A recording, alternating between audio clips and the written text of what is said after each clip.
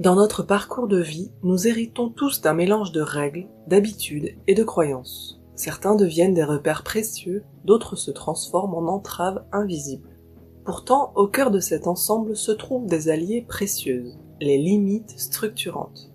Ces limites ne sont pas là pour nous enfermer, mais pour nous soutenir. Elles définissent un espace de sécurité et de stabilité à partir duquel nous pouvons expérimenter, créer et évoluer.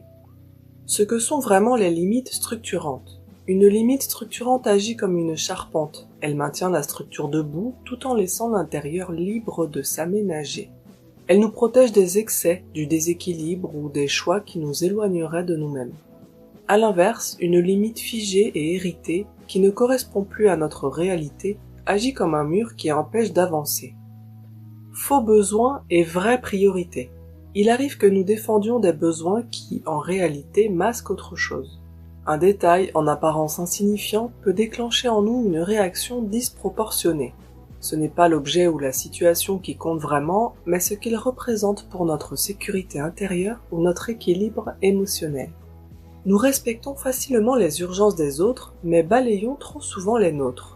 Reconnaître qu'un besoin est légitime, même s'il semble anodin, est un pas essentiel pour comprendre nos propres limites. Comment identifier les limites qui nous servent? Pour discerner si une limite est structurante ou limitante, posez-vous 3 questions. Me protège-t-elle ou m'emprisonne-t-elle? Est-elle adaptée à la personne que je suis aujourd'hui? Soutient-elle mon élan de vie ou le freine-t-elle? Les réponses peuvent surprendre. Certaines règles que nous pensions nécessaires sont devenues obsolètes, tandis que d'autres, que nous négligions, sont en réalité essentielles à notre équilibre. L'équilibre entre cadre et liberté. Vivre pleinement, c'est apprendre à structurer ce qui a besoin de l'être et à assouplir ce qui peut respirer. Nos limites évoluent avec nous, comme un vêtement qui s'ajuste au fil des saisons.